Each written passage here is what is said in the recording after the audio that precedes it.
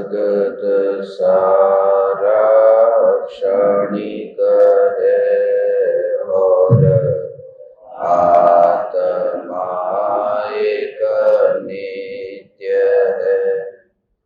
आत्मा का अनुभव बस एकमात्र नित्य है।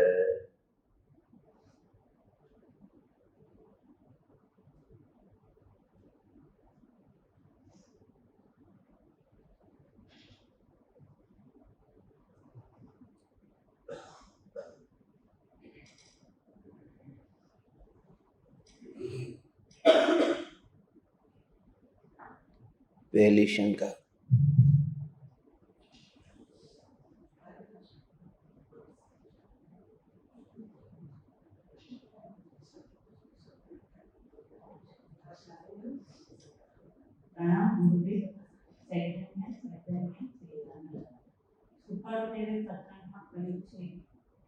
સહજ સ્વરૂપે સ્થિતિ થયું તેને વિતરાગે મોક્ષ કહ્યું છે.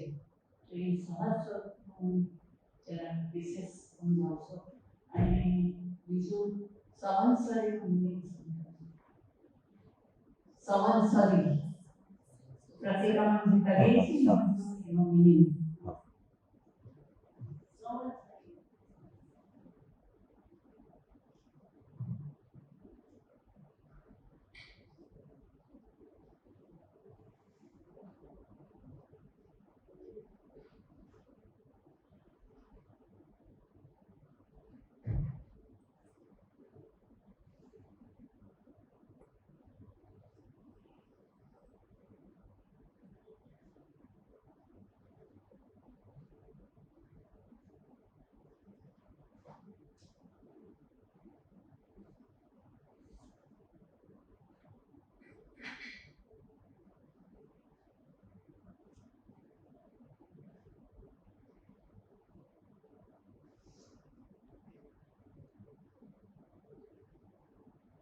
आत्मा का उपयोग आत्मा को ही जाने।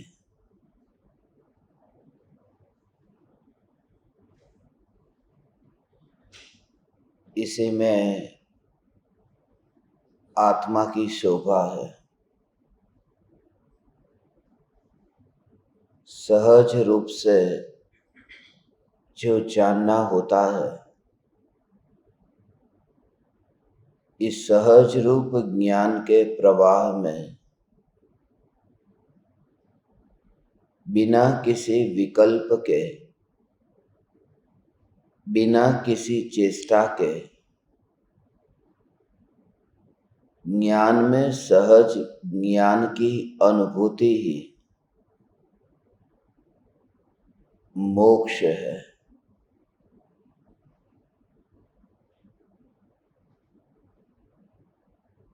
ऐसी स्थिति की सहज स्थिति जिसे जबरदस्ती लाया नहीं गया है, क्योंकि विकल्प बहुत खींचातानी करता है।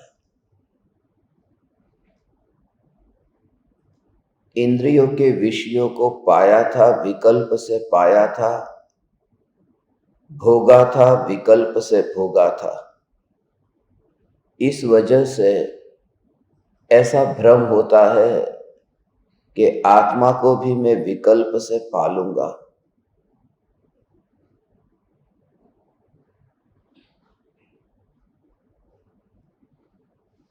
मगर आत्मा का स्वरूप सहज है, इसलिए तो कहते हैं सहजात्म स्वरूप।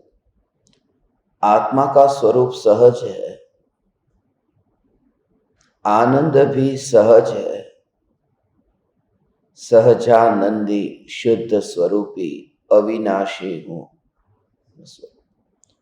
ये जो आत्मानंदी, आत्मा जो है ये स्वयं ही आनंद से भरपूर है और यह सहज आनंद है, सहज ज्ञान है और यही परम गुरु है। सहज स्थिति जब होती है जिसमें कुछ करो ये भाव नहीं है, जहां ध्रुव चैतन्य तत्व का ऐसा जोर है, तब वह सहज स्थिति प्रकट होती है। दृष्टि का जोर जो है वह पूरा ध्रुव पर ही होना चाहिए। मोक्ष की स्थिति सहज कैसी है कि मोक्ष में क्या करते हैं सिद्ध भगवान? कुछ नहीं, बाहर से देखे तो कुछ भी नहीं कर रहे, मगर भीतर में अंतर के पुरुषार्थ से देखे तो प्रति समय अनंत पुरुषार्थ है, क्योंकि प्रति समय अनंत वीर्य के धनी है। एक एक समय के पर्याय में अनंत पुरुषार्थ सिद्ध भगवान को है। सिर्फ मोक्ष को पाने में पुरुषार्थ नहीं है, मोक्ष को टिकाने में भी पुरुषार्थ है, मगर वह जो टिकाना है उसमें उस प्रकार का पुरुषार्थ नहीं दिखाई देता, इसलिए लगता है कि वहां पुरुषार्थ नहीं होता होगा। मोक्ष का जो पुरुषार्थ है वो सहज है, इसलिए ये आत्मा की वह सहज स्थिति भी वह मोक्ष स्वरूप है। जैसे कोई व्यक्ति धन कमाता है, दिन रात मेहनत करता है, उसका लक्ष्य है कि वह करोड़पति होना चाहता है, तो करोड़पति होने के लिए वह जो मेहनत करता है, पसीना बहाता है, दिन रात एक करता है, भूखा प्यासा रहता है, उसका ध्यान समय पर नहीं जाता, धन पर ही रहता है। वो परिवार ही एक समय के लिए परिवार की ओर भी ध्यान नहीं जाता, बस धन ही धन उसे चाहिए। बहुत मेहनत की और धन कमाया, करोड़पति हो गया। तो करोड़पति होने के लिए उसने मेहनत की है, मगर करोड़पति होकर के करोड़पति के पद पर टिकने के लिए क्या करना है? तब भी करना तो है, सावधान रहना है कि ये करोड़ रुपये चले न जाए, उसकी देख रेख करना है, उसके संभालना है, उसका ध्यान रखना है। तो करोड़पति होने के बाद भी मेहनत तो करनी ही है, करोड़पति के पद पर टिकने के लिए। ऐसे ही मोक्ष का पद ऐसा है कि मोक्ष मिलने के बाद में पुरुषार्थ खत्म नहीं हो जाता, वहां पर भी पुरुषार्थ होता है। मगर जैसे पूर्व में कोई करोड़पति होता है तो बाहर में वो दिखाई देता है कि पसीना पसीना हो रहा है, ऐसे ही पूर्व में जो पुरुषार्थ होता था वो मुनि दशा में मुनि के शरीर पर इतना पसीना था, कड़ी धूप में बैठे थे उस मोक्ष को पाने के लिए। मगर मोक्ष प्राप्ति के बाद में वो मोक्ष को टिकाने के लिए भी पुरुषार्थ होता ही है, मगर उसमें ऐसी मेहनत नहीं करनी पड़ती जैसे पहले की थी। वह मोक्ष सहज है। मोक्ष के मार्ग में वितराग परिणति के साथ वह राग के विकल्प उत्पन्न होते हैं। वह राग के विकल्प जो है वो सहज स्वरूप से न्यारे है। एकमात्र मोक्ष ही सहज है। सहज का अर्थ है स्वाभाविक, कि जिसके लिए किसी और की जरूरत नहीं पड़े, किसी के सहारे की जरूरत न पड़े। वो शीतलता के लिए पानी को किसी की जरूरत नहीं पड़ती, क्योंकि उसका स्वभाव है। और प्रत्येक वस्तु अपने अपने स्वभाव में होने से उसे किसी पराई की जरूरत नहीं है। तो मैं जो चैतन्य रस से भरपूर हूं, मैं ज्ञान स्वरूप हूं, मुझे इन इंद्रियों के परमाणुओं से ज्ञान मांगना नहीं पड़ता, और तब ज्ञान ज्ञान में ही रह जाता है। तब ज्ञान की अवस्था वह ज्ञान में ही समा जाती है। इसे वितराग पुरुष ने मोक्ष कहा है। सहज आत्म स्वरूप में परिणति का ढलना। मगर वह जोर इतना ध्रुव का रहता है कि जिस समय में ध्रुव चैतन्य इस प्रकार से तत्व विचार जो चला है उसी का यह परिणाम है। एक बात खास याद रहे कि जिस समय आप ध्रुव चैतन्य तत्व के जोर से तत्व विचार करते हैं उस समय मेहरबानी करके किसी भी अन्य नई से कहे गए कथन को बीच में मत लाना, वरना बहुत बाधा पहुंचेगी। उस समय वो दीवानगी है, वो मस्ती है, उस समय सर्वथा एकांत है। मैं चैतन्य ऐसा ही सर्वथा एकांत है। कैसे, इसे समझो।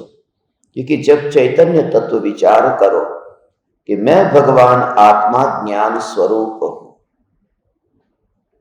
विकल्प है ही नहीं, मैं सिद्ध हूं। ज्ञान का घनपिंड में भगवान आत्मा हूं। ये बेर बिखेर न हो सके ऐसे अनंत गुणों का गोदाम में भगवान आत्मा हूं। इस प्रकार से भगवान आत्मा का तत्व विचार चिंतन चलता है। मगर ये विकृति जो हो रही है उस विकृति की स्वीकृति को हो, मगर उसको विचार मत करना। इसलिए क्योंकि उस समय वह जो पर्याय में मलिनता है वह मेरी नहीं है, मगर व्यवहार से तो मेरी है न। ये व्यवहार से मेरी है न। उपचरित सद्भूत व्यवहार नहीं से ये राग मेरा है, मैंने उत्पन्न किया है, ये मेरी कमजोरी है न। मैं रागी हूं ना, अशुद्ध निश्चय नहीं से मैं रागी हूं ना, ये तो निश्चय नहीं की बात आ गई। मैं ही रागी, अशुद्ध निश्चय नहीं से मैं रागी हूं ना। अलग अलग नई विवक्षा को घटित करने के लिए वहां मत बैठना। जब उस ध्यान की गहराई में, उस सहज आत्म स्वरूप की अनुभूति में डुबकी लगती है, तब एक ही जोर रहता है, बाकी सब नई एक और चले जाते हैं, सब झूठे हो जाते हैं। इसी वजह से तो शुद्ध निश्चय नई को भी ज्ञानियों ने झूठा कह दिया है। शुद्ध निश्चय नहीं, उसको भी झूठा कह दिया। अशुद्ध निश्चय नहीं तो झूठा है, व्यवहार तो झूठा है ही, मगर निश्चय में भी अशुद्ध निश्चय नहीं भी झूठा है। मगर शुद्ध निश्चय नहीं में भी जो एक देश शुद्ध निश्चय नहीं, शुद्ध निश्चय नहीं और पूर्ण शुद्ध निश्चय नहीं। शुद्ध निश्चय नहीं माने साक्षात शुद्ध निश्चय नहीं, माने पूर्ण शुद्ध निश्चय नहीं। एक देश शुद्ध निश्चय नहीं माने ये देखा कि आचार्य कुंदकुंद देव वितरागी संत है, उन्हें नमस्कार हो। एक देश शुद्ध पर्याय को द्रव्य के साथ में अभेद देखा, और महावीर भगवान पूर्ण वितरागी सर्वज्ञ को नमस्कार हो। पूर्ण शुद्ध पर्याय और द्रव्य को अभेद जाना कि महावीर भगवान वितरागी है, सर्वज्ञ है। पर्याय पूर्ण शुद्ध है और उसको द्रव्य के साथ अभेद जानना। शुद्ध पर्याय, परिपूर्ण शुद्ध पर्याय को भी द्रव्य के साथ अभेद जानना, वह भी जहां व्यवहार हो जाता है, एक ही नई निश्चय नहीं रहता है, उसी को ज्ञानी ने परम शुद्ध निश्चय नहीं कहा है। माने मैं चैतन्य ही हूं बस। तो जब चिंतन चलता है उस समय व्यवहार का, उस समय पर्याय का, उस समय अशुद्धता का, उस समय निर्मलता का कोई विकल्प नहीं है ही नहीं मुझ में। बस ऐसा जोर जब आएगा तब वो पर्याय सहज रूप से ढलती है। पर्याय को पकड़ करके अंदर में लाता नहीं है, द्रव्य को वह ऐसे ही निहारता है कि वहां से ध्यान हटता ही नहीं है।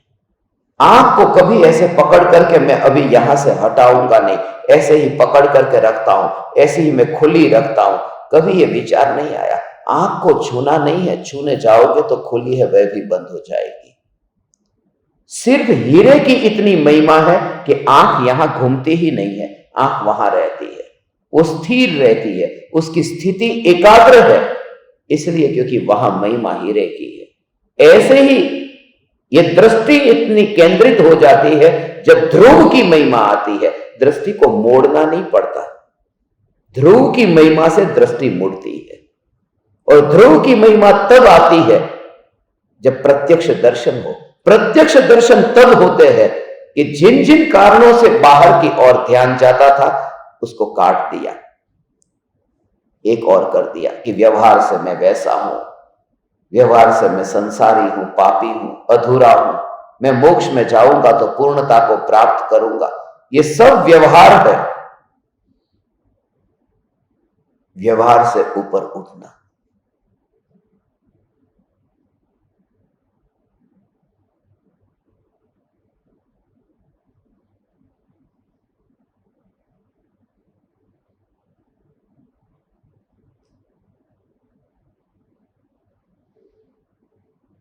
ये ऐसा वस्तु स्वरूप है।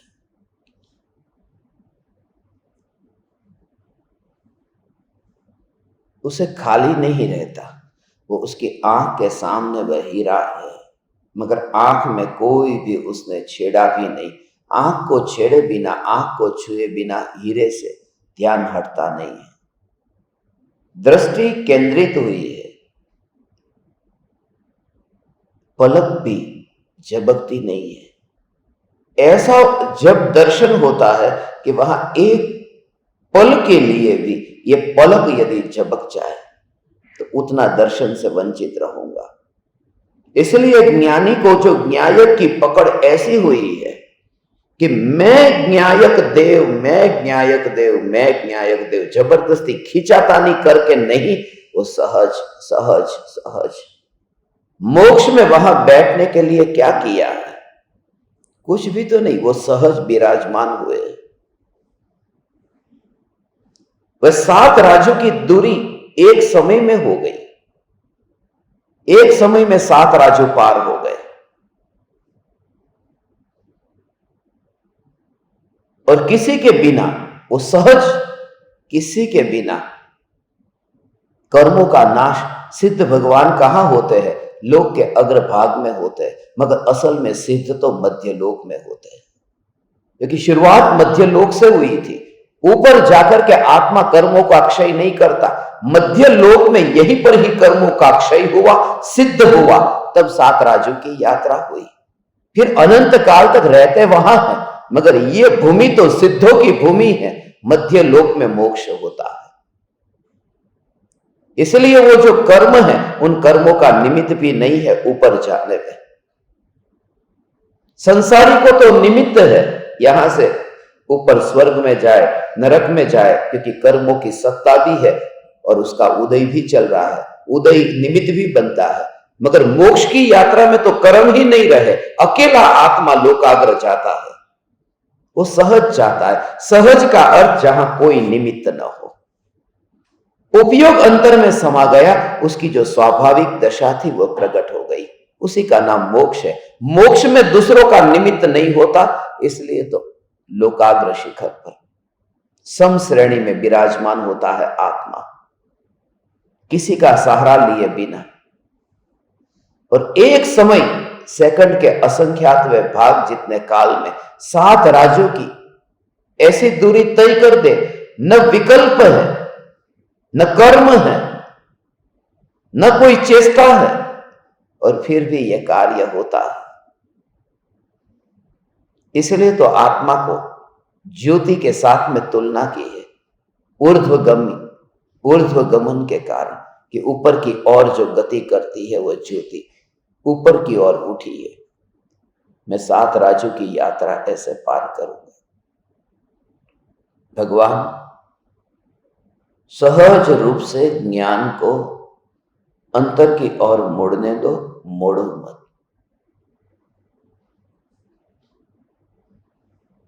ध्रुव का जोर हो मगर जबरदस्ती बिल्कुल ना हो।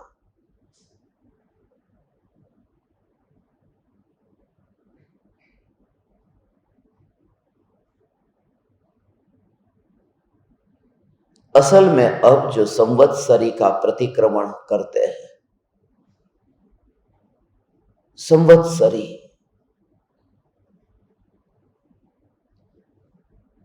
शब्द तो हम पढ़ते हैं मगर वो शब्द का भाव नहीं समझते, हर साल बोलते, जैसे प्रतिक्रमण बोलते थे ना, संवत्सरी पूर्वक प्रतिक्रमण होता है। संवत्सरी का अर्थ होता है निर्विकल्प अनुभूति।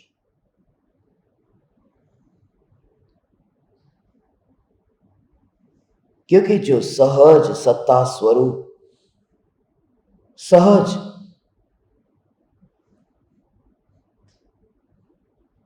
ऐसा सत्ता स्वरूप भगवान आत्मा है, एक समान, इसलिए कहा ने संभाव माने एक समान, संभाव, कोई ऊंचा नीचा नहीं। अनादि अनंत जो चैतन्य सत्ता है उसमें कोई उतार चढ़ाव नहीं है। जैसा ये त्रिकाली ध्रुव चैतन्य परमात्मा अनादि अनंत, जिसमें उतार चढ़ाव नहीं है, जिसमें लहर का उठना नहीं है, बैठना नहीं है, ऐसी जो ये चैतन्य सत्ता ये स्वयं ही संभाव स्वरूप है। और ऐसा ही जब उपयोग अंदर में सरक जाता है, जब पर्याय अंतर में सरक जाती है, संसरण करती है, संसरण जब संसार में कहते हैं, संसार शब्द भी बना है, रागादि विकारी भावों में संसरण वह संसार है। और ये त्रिकाल ध्रुव चैतन्य सत्ता ये सम है। और उसी की तरह वत माने उसी की तरह, दंडवत प्रणाम करता वत, तो सहज जो त्रिकाल ध्रुव चैतन्य स्वरूप है उसी की तरह, जैसा भगवान आत्मा निराकुल निर्विकल्प है, ऐसा ही जो किसका, उस पर्याय का क्या होता है, सरल होता है। सरी, सरी माने स्वरूप की ओर ढली। वो त्रिकाली ध्रुव न्यायक में पर्याय जब ढलती है उस समय एक महोत्सव होता है, उस महोत्सव का नाम संवत्सरी है। कि अंतर में निर्विकल्प ध्यान का नाम संवत्सरी है। खाली बस हर साल संवत्सरी कैलेंडर में पढ़ लिया, और जब संवत्सरी हुई माने अब उसने जो भी अपराध किए थे उस अपराध से अब वो छूट गया, क्योंकि अपराध का रिपीटेशन अब नहीं होगा। उसका मूल कारण यह था कि उपयोग बाहर में भटक रहा था, अब अंदर में सरक गया। अब अपराध न होगा, अब असली प्रतिक्रमण होगा। इसलिए संवत्सरी से ऊंचा कोई प्रतिक्रमण नहीं है। इसलिए उपयोग में ढल जाना, उससे ऊंचा कोई प्रतिक्रमण नहीं है। हम संवत्सरी के प्रतिक्रमण में भी जहर पी करके उठते हैं और कहते हैं आज हमारा उपवास है, कल पारणा करने वाले हैं। उस दिन भी जहर पिया है, संवत्सरी हुई कहां है? संवत्सरी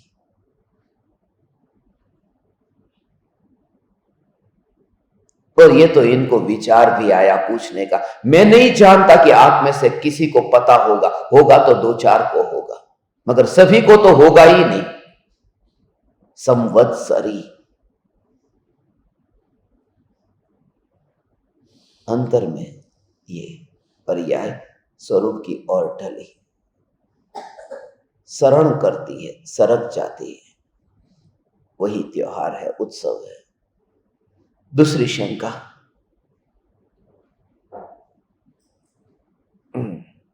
जिसने कभी नहीं पूछा ऐसा कोई है?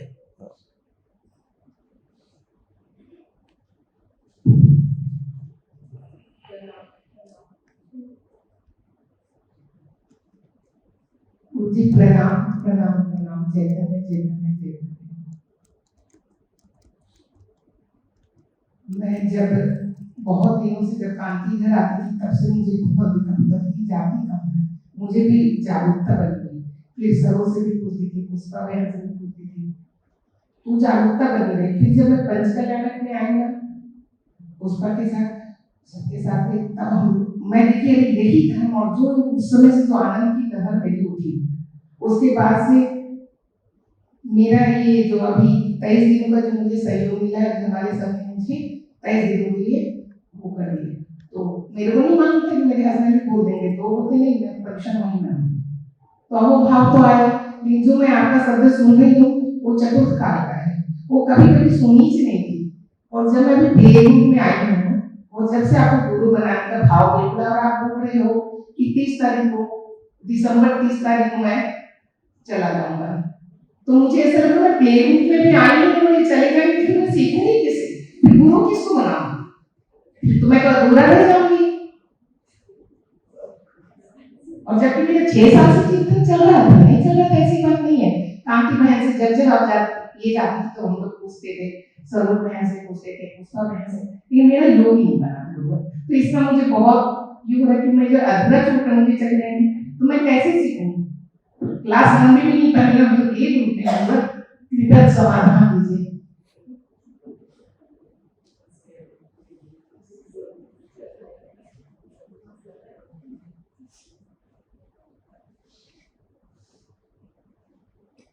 बाकी सब हंस रहे हैं, मगर इनकी शंका में बहुत गंभीरता है। उन्होंने मेरे वचन को पहले मजाक में नहीं लिया, गंभीरता से उस वचन को ग्रहण किया।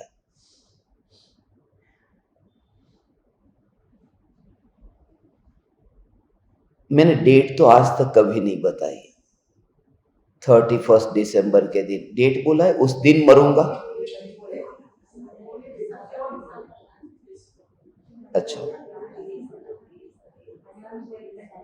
अच्छा, माने 31 दिसंबर को ऋणानुबंध लास्ट दिन होगा, मगर मरने का लास्ट दिन होगा ऐसा बोला।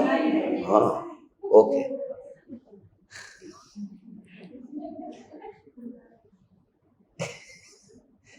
इनकी जो शंका है न, जिनको नहीं मिला है, और इन्होंने जो कहा कि अभी जो वे सत्संग सुनते हैं न, ये चौथे काल के सत्संग है, परम सत्य है आपका वचन।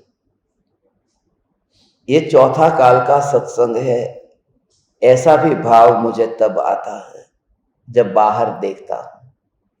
जब भीतर देखता हूं तो त्रिकाली का सत्संग है, चौथे काल का नहीं है। भीतर देखता हूं तो वो चौथे काल वाला भी नहीं है। एक ही त्रिकाली ध्रुव चैतन्य परमात्मा। मैं आपके अंतर के अहोभाव को समझ सकता हूं, क्योंकि मैं आपकी तरह ही उस रास्ते से गुजरा हूं जब गुरुदेव और कृपालु देव का योग हुआ था।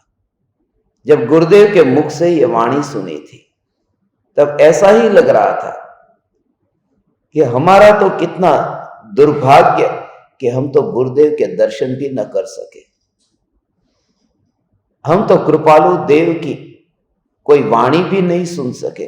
गुरुदेव के प्रवचनों को हम ऑडियो के रूप में तो सुन पाते हैं, मगर कृपालु देव की तो वाणी भी प्रत्यक्ष नहीं तो परोक्ष रूप से भी सुन न सके, पढ़ लेते हैं। सुनना कुछ और है।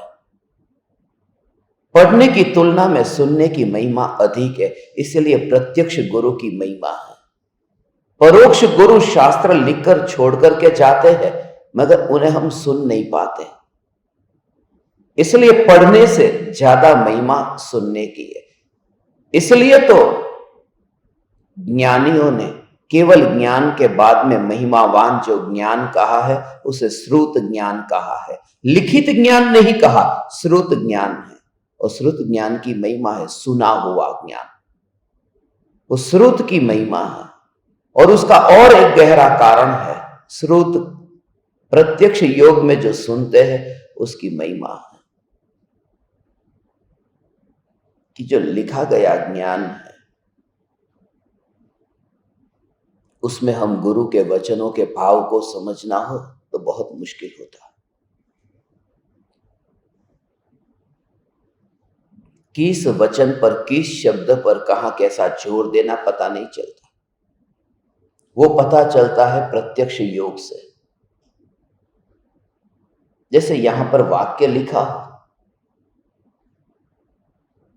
कि भगवान आत्मा परम शुद्ध निश्चय नहीं से शुद्ध ही है, तो इसको पढ़ता गया, मगर ये पढ़ते समय कौन सा शब्द है, उसमें किस शब्द पर जोर देना है, वो वहां पढ़ने से पता नहीं चलेगा। अब यही वाक्य गुरु बोलेगा कि भगवान आत्मा परम शुद्ध निश्चय नहीं से शुद्ध ही है, तो वो जो ऐसा कहां पर जोर देना था, तो गुरुदेव के प्रवचन में जब हम सुनते हैं कि भगवान आत्मा, तब वो जोर वहां पर देना है। भगवान आत्मा पर देना है कि पर्याय पर देना है कि और किसी शब्द पर जोर देना है, वो प्रत्यक्ष वाणी सुन करके वो भाव ग्रहण होता है। वरना शास्त्रों में तो सब लिखा हुआ है। इसलिए प्रत्यक्ष गुरु की ये महिमा है। मगर फिर से मैं आपको याद दिला दूं, हम सब एक साथ में मिलकर के यात्रा करते हैं। मैं यदि कल नहीं भी रहा तो ऐसा क्यों मानते हो कि गुरु न रहे? क्योंकि मैं पहले से ही गुरु नहीं हूं। मैं तो सभी को उंगली के इशारे से कहता हूं, अपन सब 143 कहा है ना, 42 नहीं, 142 के साथ मैंने अपने को जोड़ा है। तुम्हारी तरह ही रहता हूं, तुम्हारे साथ में खाता हूं, तुम्हारे साथ बैठता हूं, तुम्हारे साथ घूमने जाता हूं, तुम्हारे साथ में मस्ती करता हूं, मजाक करता हूं, हंस लेता हूं। गुरु ये नहीं करता। गुरु का मुंह तो कुछ और होता है। मैं तो एक साथी की तरह कि हम सब एक ही रास्ते पर चल रहे हैं बस। और मैं फिर से कहता हूं, यदि अहोभाव यदि आता है इस वाणी का, तो मेहरबानी करके मुझे गुरु के रूप में कभी मत मानना। गुरुदेव और कृपालु देव को मानना, क्योंकि मेरा खुद का कुछ भी नहीं है, ये उनकी देन है। मुझे ये वाणी कोई सपने में नहीं आई थी, उनके मुखारबिंद से मैंने सुनी है। और अहोभाव आता है उन गुरुओं के प्रति। इसलिए हम सब साथ में मिलकर, मैं कहता हूं ना, हम सब साथ में जाएंगे, साथ में विहार करेंगे, साथ में मुनि होकर के, आरजी का होकर के हमारा भी एक संग होगा, हमारी भी एक अलग मस्ती होगी। हम भी एक प्रज्वलित जलते हुए ज्ञान दीपक होंगे। हमारी यात्रा नहीं तो वो नहीं हो सकता। और उसका जो आनंद है वो आनंद और है। शिष्य बनाना हो, कल कृपालु देव ने कहा ना शिष्य के बारे में, पर्युषण जैसा पर्व, और हजारों शास्त्रों को मैं पढ़ करके एक एक शास्त्र का अर्थ करके मुंबई में भर सभा में इतना कर सकता था कि नहीं? बहुत पहले किया। अब तो बस ऐसे विरलों के साथ में सिलेक्टेड। इसलिए जब मैं बात भी करता हूं, बस ऐसे ऐसे जीवों के साथ ही कि बस जहां एक चैतन्य का ही जिसका जोर है, बस और कोई प्रयोजन नहीं, कोई प्रयोजन नहीं।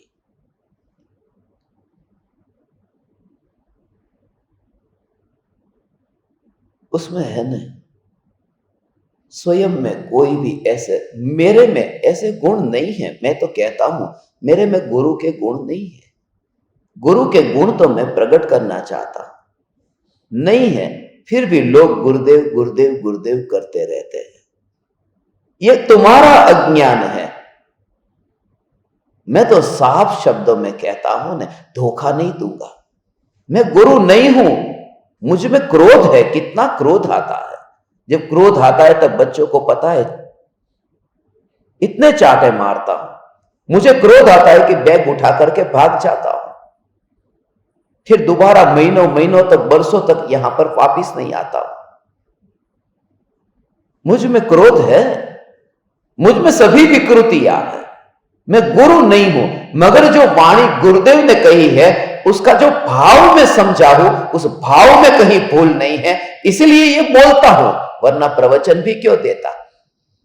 और इतना जानता हूं कि ये जो क्रोध है, वो क्रोध भी बाहर तैर रहा है, अंदर नहीं है। क्रोध तो आता है मगर बाहर तैरता है। पानी की बूंद के वहां पर, तेल की बूंद तो पानी में है मगर मिली नहीं है, बस इतनी जागृति है। इस पद में क्या हो जाता है, फिर इस पद में मूल मार्ग से फिर एक और चले जाते हैं। मैं वो काम नहीं करना चाहता। इसलिए तो गुरु तो कहीं बैठ करके, फिर आश्रम में बैठ करके हजारों लोगों को, आज तुम आए और 5 को अगली बार तुम लेके आना, और 10 को तुम लेकर के आना, फिर तो ये सभा इतनी बड़ी भरती। फिर मैं ये क्यों कहता कि 30 तारीख को मेहरबानी करके तुम्हारी टिकट होगी, मेरी भी होगी, मैं गजपंथा के स्मशान में वहां पर रहूंगा अपनी मस्ती में, और मुझे किसी की जरूरत नहीं। ये लोग लाखों रुपया खर्च करके मेरे लिए वहां पर कितनी मेहनत करना चाहते कि कोई वहां पर भी एक आश्रम बनाए। इन्होंने तो मुझे कहा था ज्ञान दीपकों के लिए गजपंथा में कितने लाख का खर्चा होता है, हम करेंगे। गुरुदेव आप हमें करने दो, हमें वो करने दो। वो मेरा पेड़ भला है, उस पेड़ की छत्र छाया में जो सत्संग होता है वो आलीशान प्रवचन हॉल के अंदर नहीं होगा, क्योंकि वो सिद्ध क्षेत्र है। उस सिद्ध क्षेत्र का मजा वो प्राकृतिक है, उस प्राकृतिक का आनंद कुछ और है। हम सब साथ में मिलकर के यात्रा करते हैं तो साथ में मिलकर करते हैं।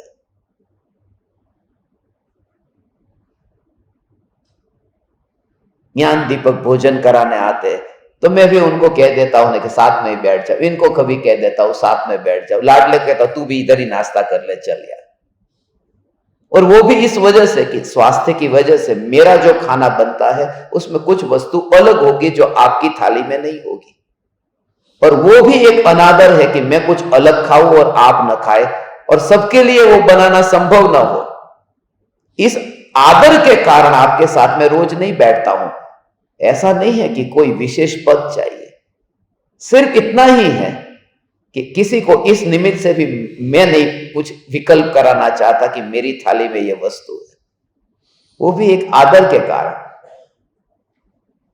बाकी मस्ती चैतन्य की जो है उस पर ही जोर देना। जब भी भाव आए न, जब भी भाव आए न, बस हे गुरुदेव इस पंचम काल में आपने हमें चौथे काल का जो उपदेश था वो दे दिया है।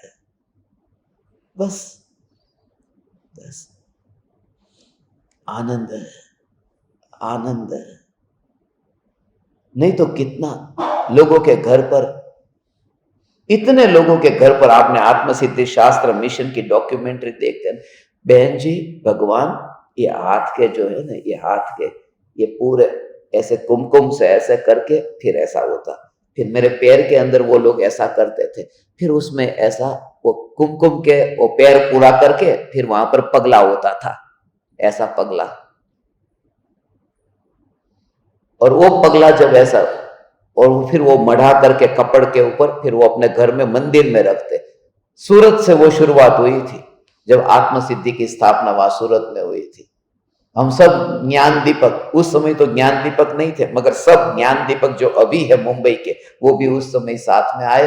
उन्होंने वहां से फिर शुरुआत हुई, फिर मुंबई में फिर हाथ का ये थापा बोलते उसको, थापा कुमकुम वाला करके उसको करना, और फिर उनको निशानी के गुरु की याद की हमारे घर पे आए थे। इतने लोगों के घर पे अभी भी होंगे, जहां मैं नहीं गया वहां पता नहीं, मगर जहां गया हूं वहां से मैंने हटवाया है जो मुझे दिखाई दिया। और एक ही कारण से, क्योंकि कुमकुम का तिलक होता था यहां पर ऐसा करके दरवाजे पे जाते ना तब। मगर फिर ये विचार आया कि जो चावल है उसका दृष्टांत, ये जो चावल है जो यहां पर मेरे ललाट पर है, यहां लगाए हैं कुमकुम से, कुमकुम के बिना वो चावल चिपकते नहीं है। और दरवाजे पर इतना खुश होकर के नाचते, सबके कपड़े इतने महंगे महंगे कपड़े के गुरुदेव आए हैं 2015 में 16 में। फिर भगवान ऐसा हुआ कि वहां दरवाजे पर गया, फिर मैं बैठा, उन्होंने बहुत स्वागत किया। आलीशान करोड़ों का उनका बंगला है सूरत में जहां शुरुआत हुई।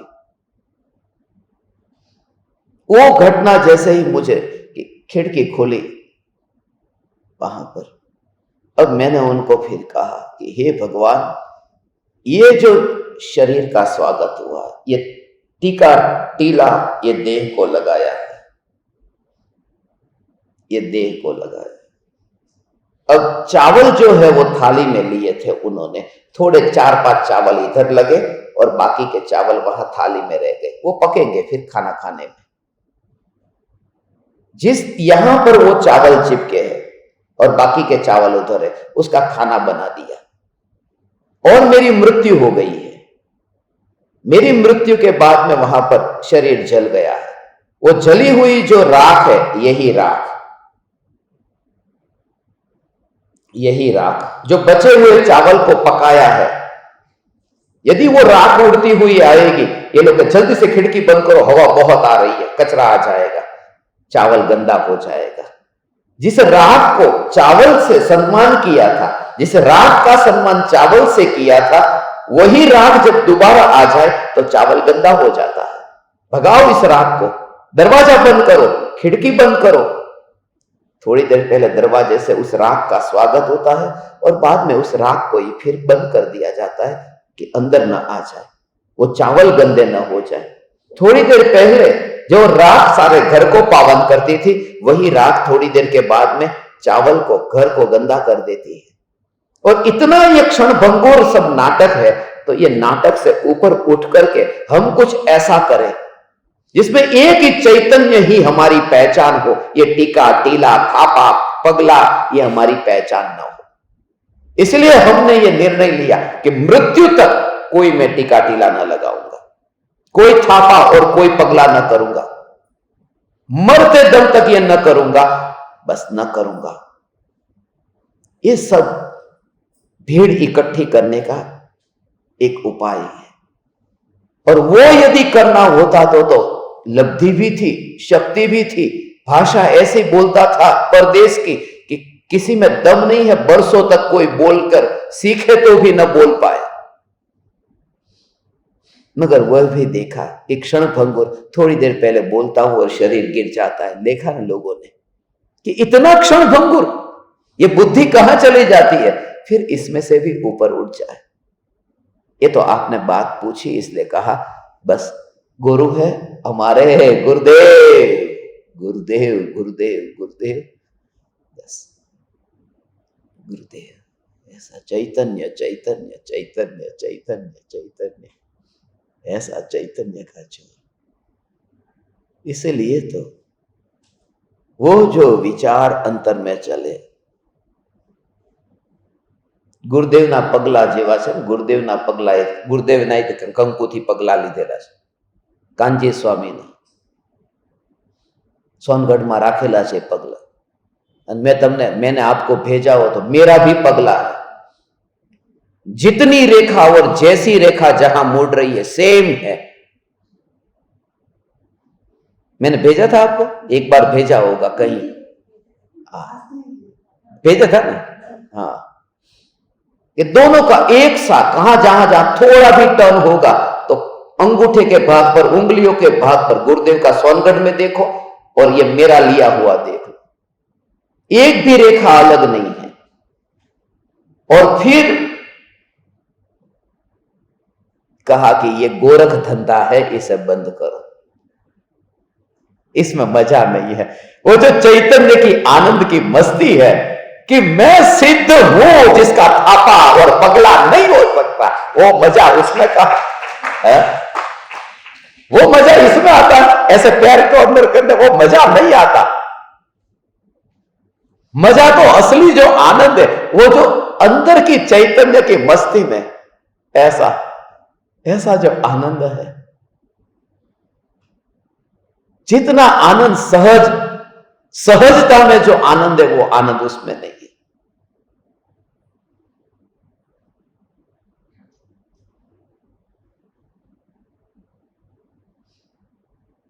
बस ऐसा आनंद। खाली 2 दिन के लिए ऐसे कपड़े मैंने पहन लिए तो ऐसा लगा कि जैसे कोई गोली मारने वाला हो और अंदर बख्तर पहना दिया। ये प्राइम मिनिस्टर, ये प्रेसिडेंट, ये लोग है ना, वो कपड़े ऐसे पहनते क्योंकि अंदर वो पूरा बख्तर पहनना पड़ता प्रोटेक्शन के लिए, वो दिखाई नहीं देता। हर एक बड़ा नेता वो पहन करके निकलता है घर से अंदर, यहां के भाग पर पूरा प्रोटेक्शन रहता है, पीछे रहता है। सिर पर वो पगड़ी बांधता है, सिर्फ पगड़ी नहीं है, पगड़ी के अंदर पूरा प्रोटेक्शन है कि कोई गोली भी मारे तो वो प्रोटेक्ट करे।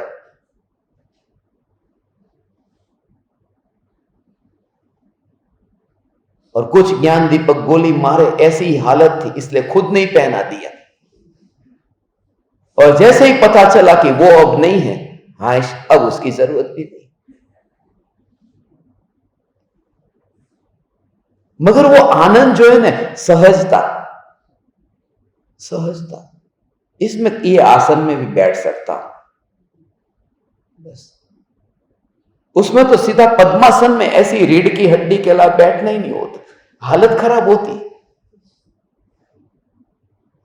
जो सहजता में जो आनंद है, हाँ जहां मजबूरी है कि कोई ऑफिस में गया, कोई एम्बेसी में गया, कि जहां पर वो लोग कपड़े से ही पहचान करते हैं, उनके लिए ठीक है।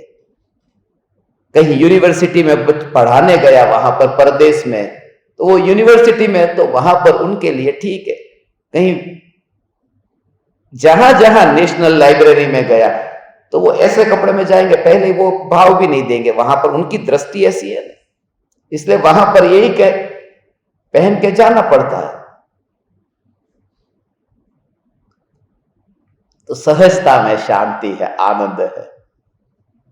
झंझट रोज की, धोबी को कपड़े दो, स्टार्च कराया, इस्त्री कराया कि नहीं कराया, थोड़ा स्टार्च बराबर हुआ कि नहीं हुआ, और दिन में 6 बार बदलो, 6 बार पहनो। ये झंझट बड़ी झंझट है। यहां तो यही पहनकर बैठे रहो पूरे दिन पर, रात को पहन के सो जाओ, सुबह उठ करके यही पहन के वापिस आ जाओ और बस फिर जाकर के नहा लो। कोई झंझट ही नहीं, जो रात का वो दिन का। सहजता में उससे इतने विकल्प से बचते हैं, इतनी शांति रहती है। ऐसा चैतन्य चैतन्य चैतन्य चैतन्य चैतन्य का छोर। 2015 में कि वो एक शर्ट लिया था जो अभी पहनता हूं, उसका 8 साल जितना हो गया है।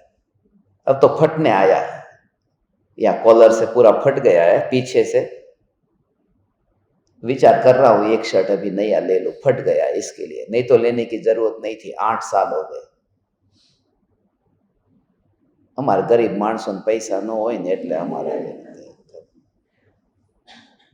બધા કે તમારી જેવા ગરીબ બધા થાય, પણ जितनी मजा, आनंद, शांति जो कम परिग्रह में, साधारण रूप से जिंदगी जीने में, और एक दूसरों के साथ में इतनी आत्मीयता से जो आनंद आता है, वो आनंद गुरु के पद में ऊपर बैठने में नहीं है, क्योंकि लेवल हो जाता है ना, तब फिर शिष्य वो भी नहीं पूछ पाता जो उसके अंदर है, फिर उसे भी ड्रामा करना पड़ता है। इतनी आत्मीयता हो तभी आप अंदर की बात बता सकते हो। सीधा उन्होंने कैसे आत्मीयता से बताया, आपका 31 दिसंबर का जब ये हो जाए, उसके बाद में हमारा गुरु, हमें कौन सिखाएगा, आप बता दो तो कोई पूछ भी नहीं सकता है कि मुंह के ऊपर ऐसा बोलना कि आपके बाद में हमारा क्या होगा, कुछ नहीं होगा। मैं यहां हूं, मैं हमेशा यहां रहूंगा। हम मिले हैं भगवान, ये मुलाकात ऐसे ही नहीं हुई है। आ तो कहूं છું કોથળામાં બંધ કરીને લઈ જવાના છે, કોથળામાં પૂરીને, અને પાછો કોથળો ખુલ્લો નહીં, ક્યારેક કોઈ નીકળી જાય તો, એટલે આપણે બંધ કરી, किसी को कुछ भी गिरना नहीं चाहिए बाहर, अच्छी तरह से ऊपर रस्सी बंद करके, ऐसा भाव। आनंद आनंद आनंद आनंद आनंद आनंद आनंद है भगवान। इसलिए उस समय इतना बोझ। 2014 से पहले जितनी पुस्तक बाहर पड़ी थी, जितनी पब्लिश हुई, उसमें पंडित फूलचंद शास्त्री, तो जहां पर भी मैं प्रेजेंट करने जाता था तो ऐसे ही ऊपर टाइटल ज्यादा नहीं दिखाता, नीचे का नाम पहले दिखाता, ये किसकी, देखो अपनी किताब है, आपको देने आया। और फूलचंद के आगे पंडित, फूलचंद के पीछे शास्त्री, दोनों साइड से वजन आना चाहिए, आगे से पीछे से। ये झंझट क्या है, अभी थोड़ी देर के अंदर कहां हड्डियां में जाएगा, तो बस ये सब में से बाहर निकलो। कौन पंडित, कौन शास्त्री, ये खोपड़ी में भरा हुआ ये सब बोझ है, ये काम चलाओ व्यवहार है। बस खाली पहचान के लिए चाहिए, भाई टेबल लेके आ, बस खत्म। अब पंडित टेबल शास्त्री, पंडित कुर्सी शास्त्री, खाली पहचान चाहिए ना, बस उसके लिए बहुत है।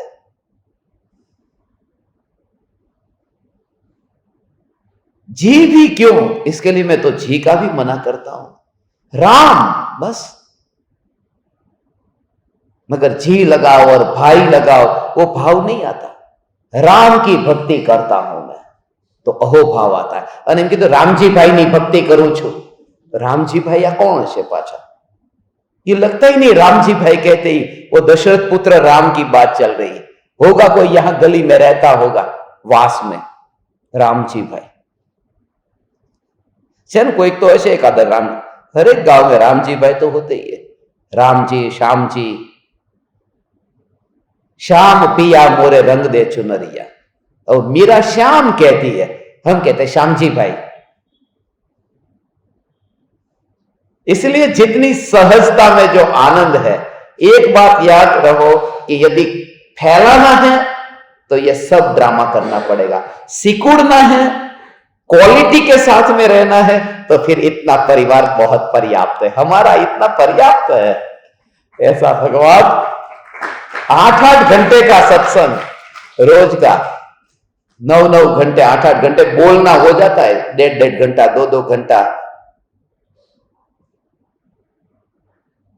दिन में 2 बार हल्दी का कुल्ला करके भी गला हो जाता है ऐसा। मगर सत्संग, इससे बड़ा आनंद क्या है? ये आनंद क्या है ऐसा बाद में। इसलिए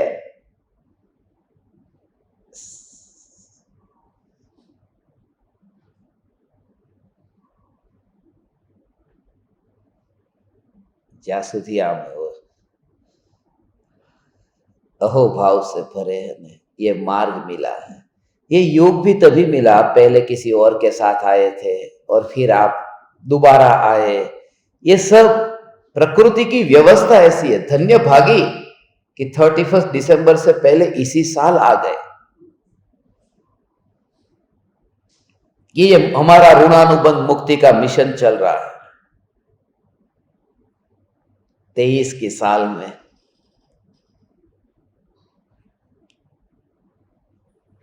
इसी वजह से यह भाव, खाली 23वें तीर्थंकर की वजह से यह भाव आया था। पारसनाथ भगवान पर वो पूर्व भव का ऋणानुबंध ऐसा था, बस उस वजह से ये 23 का साल आया।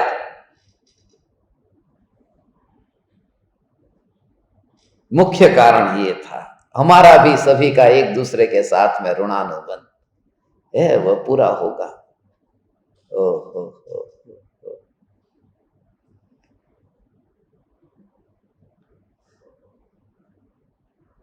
કેવી વાત છે આ, આવું છે ભગવાન।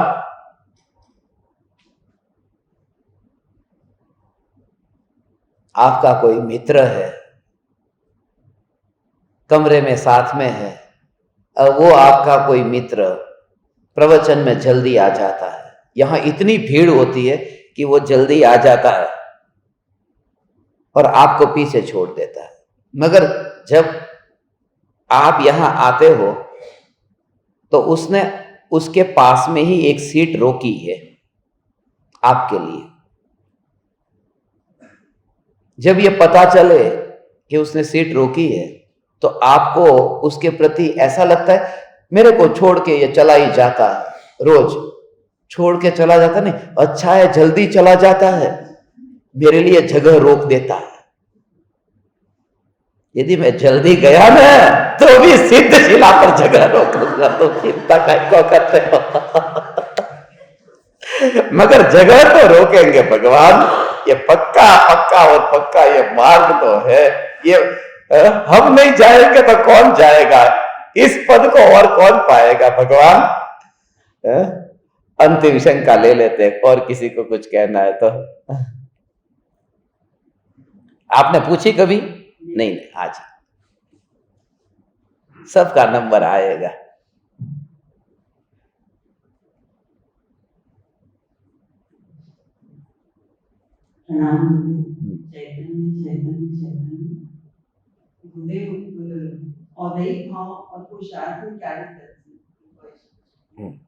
पीछे जो बहन जी, उनको भी दे दो, शायद उनकी शंका कुछ होगी तो इसके साथ में ही ले लेंगे।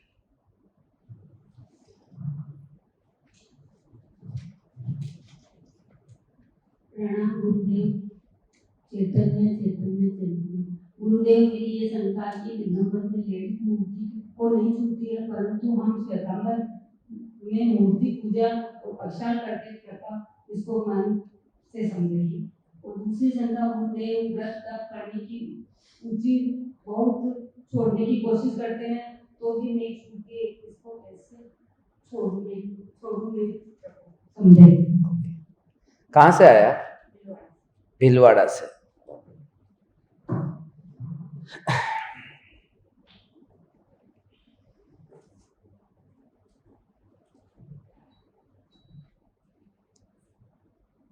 दोनों की शंका तो अलग अलग है, मगर फिर भी ले लेंगे साथ में। पहली शंका है उनकी कि उदय और पुरुषार्थ में क्या अंतर है। जो औदयिक भाव है और पुरुषार्थ है उसमें क्या अंतर है।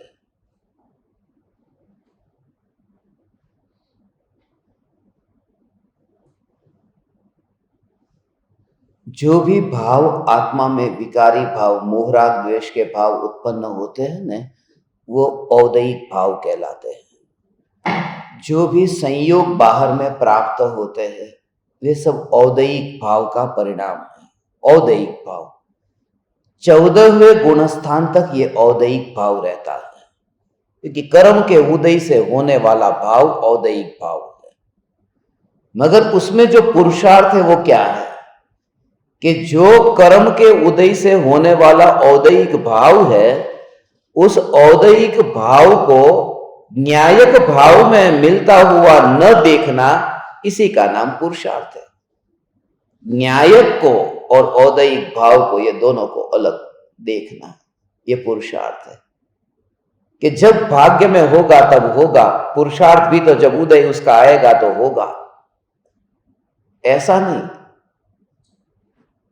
जब उदय आएगा तब पुरुषार्थ होगा, ऐसा जो भाव आता है ये भी उदय ही है, पुरुषार्थ नहीं है। पुरुषार्थ तो यह है कि जो होगा सो होगा, मगर मुझ में कुछ नहीं होगा, मुझ में कोई कार्य होता ही नहीं है। दूसरी बात यह कि जो भी मिलता है वो उदय का परिणाम है, और उसमें जिस प्रकार से हमारा भेद ज्ञान होता है, उस समय जो जागृति है उसमें पुरुषार्थ घटित होता है। पत्ते मिले हैं वो सब उदय का परिणाम है। 4 लोग पत्ते खेलते, 13 पत्ते बांट लिए, अब किसके भाग्य में कौन से पत्ते, वो उदय का परिणाम जैसा आया। मगर किसी को खेलना अच्छा आता हो तो बुरे पत्ते में वो जीत जाता है, किसी को खेलना न आता हो तो अच्छे पत्ते में हार जाता है। तो मिला तो उसको अच्छा था, मगर खेलना नहीं आया। और किसी को अच्छा नहीं मिला था और खेलना आया कि जीत के बताए। तो अनुकूलता मिले और कोई धर्म न करे तो पत्ते तो अच्छे मिले थे, उदय तो अच्छा था, मगर पुरुषार्थ नहीं किया, हार गया मनुष्य भव को। और किसी को बुरे पत्ते मिले और फिर भी जीत गया, खेलना आता था।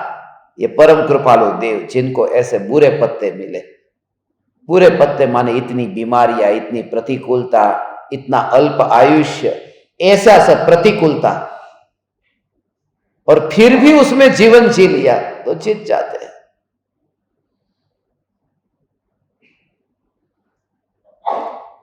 आगे जो पूछा है, दिगंबरों में स्त्री मूर्ति को नहीं छू सकती, भगवान को नहीं छू सकती, और श्वेतांबर भगवान को स्त्री छू सकती है। तो उसमें क्या भेद है, क्या कारण है, क्या दोष है? कोई दोष नहीं है, दोनों सच्चा है, दोनों में कोई दोष नहीं है।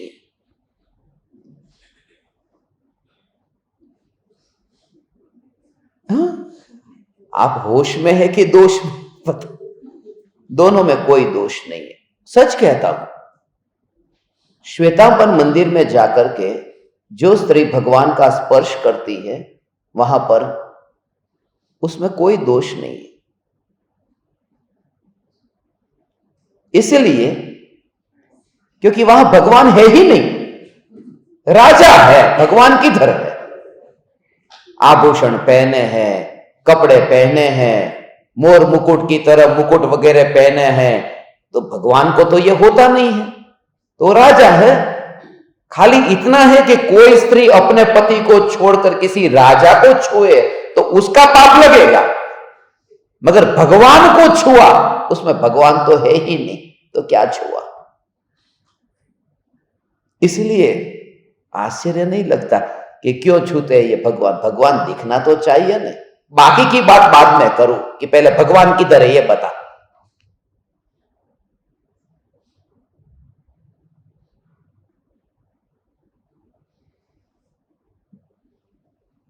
मूर्ति कम दिखती है, फूल ज्यादा दिखते हैं, इतनी ढकी हुई होती है, और कहते हैं चलो आंगी देखने के लिए। आंगी देखने के लिए, फूलों को देखने के लिए। फूलों को देखना हो तो मैं बगीचे में जाऊं ने, भगवान के पास काहे को जाऊं? और ऐसे परमात्मा को मुनि महान है या भगवान महान है? कि भगवान। और मुनि के शरीर के ऊपर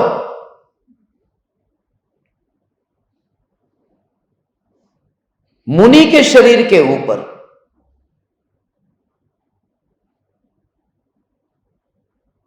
कोई उपसर्ग करे, कोई फूल का हार मुनि के शरीर पे डाल दे तो कैसा लगता है?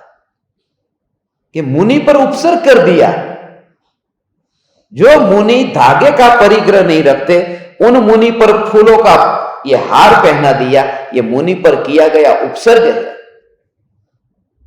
सत्य तो यह है कि हमें अपना परिग्रह छोड़ना था, अपनी ये सब आभूषण, फूल, वस्त्र, ये सब का हमें त्याग करना था। हमने तो भगवान को भी पहना दिया। मगर ये धीरे धीरे शुरू होता है, अचानक नहीं होता कि पहले भगवान के नजदीक में फूल जाते हैं, फिर फूल की माला जाती है, फिर फूल ही पूरे इतने ढक जाते हैं कि आंगी हो जाती है। ये अचानक नहीं होता, ये क्रियाकांड धीरे धीरे धीरे धीरे करके फिर वो पनपता रहता है। पौधा ऐसे उगता है, सीधा पहले दिन नहीं होता। अचानक इलेक्ट्रिक कार नहीं आ गई महाराजों के पास में, पहले व्हील चेयर आई, फिर धीरे धीरे करके वो ऐसे। फिर विमान भी आएगा, विहार करेंगे, विमान से विहार करेंगे और कहेंगे आचार्य कुंदकुंद देव भी आकाश मार्ग से विदेह क्षेत्र गए थे, तो विदेह जा सकते हैं तो हम विदेश क्यों नहीं जा सकते?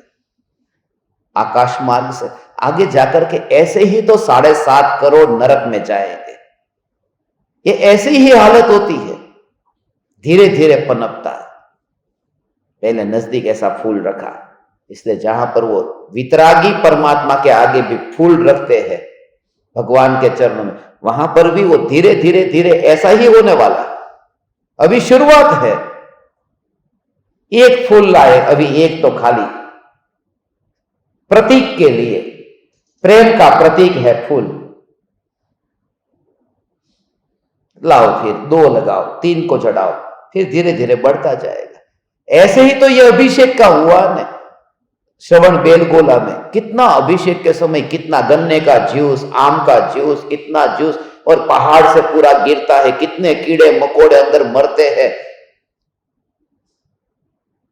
दूध को वहां से ऐसा बहाया जाता है, वहां पर इतना मूर्ति को दाग न लगा हो, मूर्ति को धोते हैं कि मूर्ति को पानी से उसको साफ करते हैं, प्रक्षाल अभिषेक वगैरह करते हैं। यहां तो दूध और दही, उसको फिर धोना पड़ता है। और ये व्यर्थ की इतनी हिंसा है। अन्य मत में हम कहते हैं कि कोई बकरे को चढ़ा करके हिंसा करता है, हम ये क्या कर रहे हैं यहां पर? यहां पर यही तो क्रियाकांड हो रहे हैं।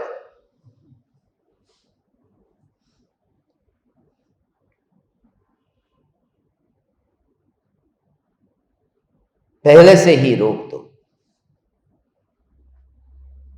जहां पर ऐसा लगे। इसलिए कोई साधक आपको जब मेरे अहो भाव आता है और पैर छूते हैं ना, मेहरबानी करके शरीर को छूना ही मत, पैर के लिए भी मत छूना। गुरुदेव के कोई स्त्री पैर नहीं छूती, दूर से ही, है ना, दूर से ही गुरुदेव को दूर से नमस्कार करती थी। आज पैर तक आए, कल हाथ तक आओगे, फिर गले मिलना, ये झंझट में नहीं पड़ना। मेहरबानी करके जिनके पास में भी ये ऑडियो पहुंच रहा है, जिनके पास भी ये वाणी पहुंच रही है, मेहरबानी करके कोई स्त्री नमस्कार करने के बहाने भी मेरे शरीर को न छुए। मैं बोल देता हूं आपको भी, दूर रहो। द्वेष नहीं है, मगर ये जो क्रियाकांड या ये जो शिथिलता फिर कैसे पनपती है अंदर, वो मैं जानता हूं, इसलिए आपसे ये कहता हूं।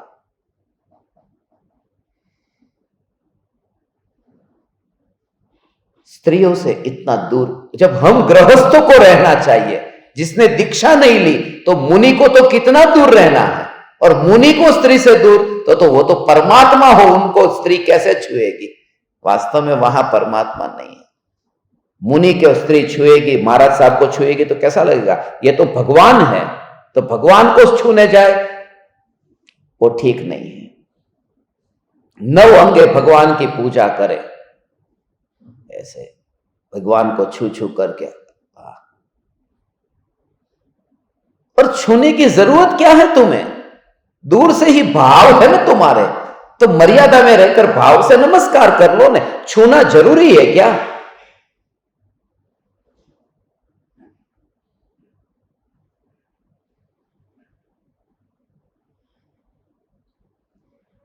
उल्टा और अहोभाव आएगा कि इतना विनम्र है ये शिष्य कि उसने दूर से ही प्रणाम किया, कम से कम उसने मेरे निकट आकर के उतना तो आदर किया कि इतना निकट नहीं आया है। और अहोभाव आता है, इतना विनयवान। बेंसरी बेन की गुरुदेव के प्रति भक्ति कितनी थी, कितना अहोभाव था, मगर बेंसरी बेन ने छू करके कभी गुरुदेव को आदर दिया है? आपने तो देखा होगा बेंसरी बेन कभी छूते थे गुरुदेव को?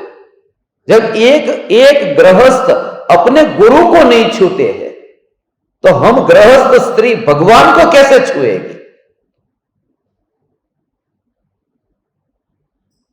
और अंतिम बात जो आपने पूछी शंका के लिए कि व्रत तप ये आपसे नहीं होते हैं, करने की कोशिश करते हैं, इस लाइन में आते हैं कि व्रत तब छूट जाता है। अच्छा है भगवान। अक्सर लोग गुरु के पास जाते, आपके कांटेक्ट में आए थे, व्रत तब इतना अच्छा होता है, तपस्या बहुत होती है, बोले इस लाइन में आए कि व्रत तब छूट जाता है। इस लाइन में आकर के व्रत तब छूटने नहीं चाहिए।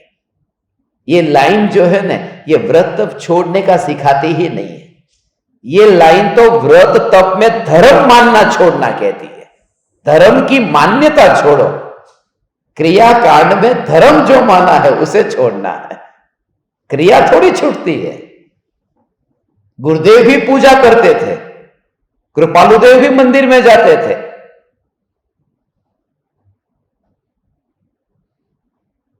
गुरुदेव की प्रेरणा से इतने मंदिर बने हैं पूरे विश्व भर में, इतने शास्त्रों का प्रकाशन हुआ है, इतने आचार्य देवों की वाणी सारे जगत में पहुंची है। तो गुरुदेव ये करते थे और करते हुए ये कहते थे कि ये अधर्म है। ये भाव जो आत्मा में होता है, ये बड़ी बात है। स्वच्छंदी हुए बिना अपनी भूमिका के अनुसार व्रत तप शील संयम उसका भाव आता है, ऐसा भाव आता है। वो ये क्यों नहीं आता है उसकी शिकायत नहीं करता, आता है, मगर हम उस भाव को भी प्रधानता नहीं देते और ये देखते हैं कि ये भी एक कचरा है, ये कचरा है, ये सोना नहीं है।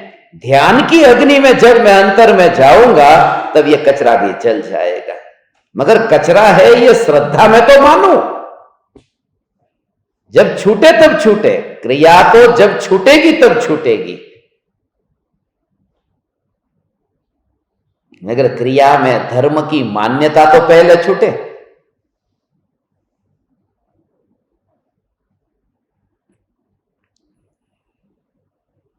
स्वच्छंदी नहीं होना है।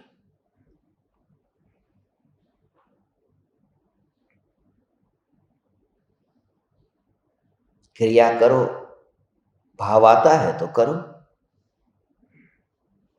ये चैतन्य की पुकार सुन करके थोड़े दिन तक मैं कुछ ज्ञान दीपकों के साथ रहा, उनमें तो चैतन्य की पुकार आई नहीं। मैं 2 दिन से खुद थाली धो करके पीना सीख गया। कल मैंने थाली धोकर पी, कल शाम को भी थाली धोकर पी। पहले रोज पीता था मगर बीच में छूट गई थी, क्योंकि सब जगह थाली इतनी गंदी होती थी।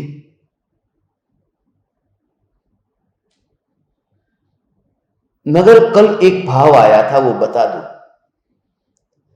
जिस समय पूरी थाली में से भोजन अंदर चला गया, अब फिर थाली धोकर के पीना है ना, तो पहले तो पूरी तरह से सफाई तो जितनी हो सकती उतनी कर ही देते हैं, क्योंकि ज्यादा थोड़ी सब्जी और अंदर पानी डाल के पीने में तो थोड़ा गड़बड़ लगता है। इसलिए पहले तो थोड़ा जितना हो सके उतना क्लीन तो कर ही दो।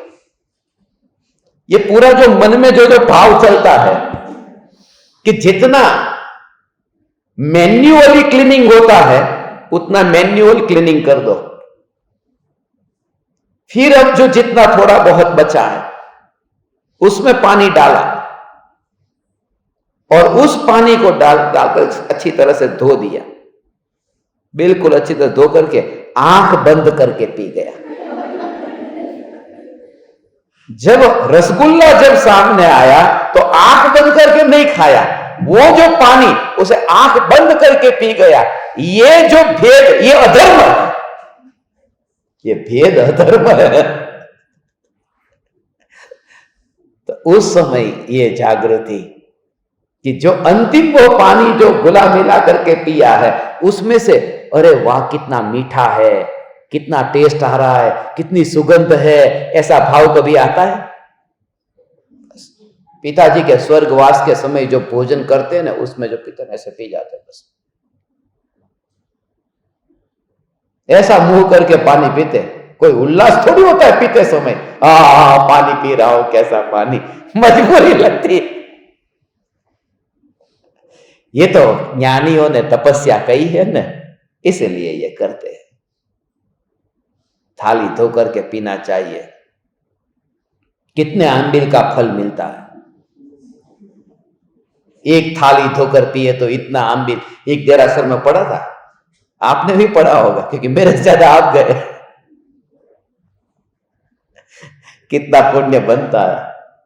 ये तो जब ऐसा किया फिर वो थाली भी कैसी है, वो भी कि वो धार वाली है कि फिर वो ऐसी है कि पीने में फिर बराबर जल्दी उतर जाता है ना, कहीं साइड में जाएगा तो फिर उसको फिर जीभ से अंदर लाने में तकलीफ हो जाएगी। माने पूरी तरह से प्लानिंग रहता है कि ये थाली कैसी है। जैसा अंतिम वो घूंट जो पीते हैं अंतिम घूंट जो पीते हैं उसमें जो इतनी सहजता कि रस नहीं लिया, सुख नहीं लिया, ये ऐसा लगता है कि करना है सो करना है बस। ऐसे ही जितने कोर पहले खाए थे उसमें वही भाव हो कि सुख नहीं लेना है, करना है सो करना है। क्या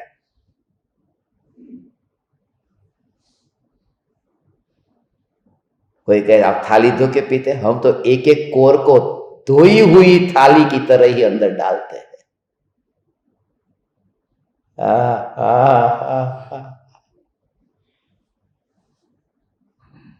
ये तो बात सहज आई, इसलिए अभी इतना कहा। समय हो गया। आप समस्त परमात्माओं ने अत्यंत विनयवान होकर सुना।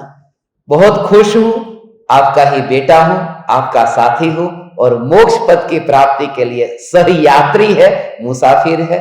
अभी इतना ही।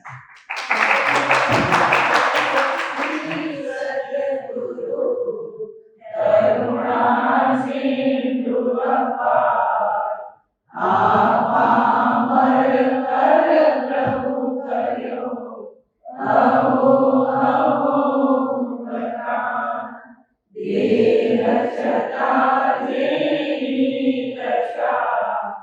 वरदान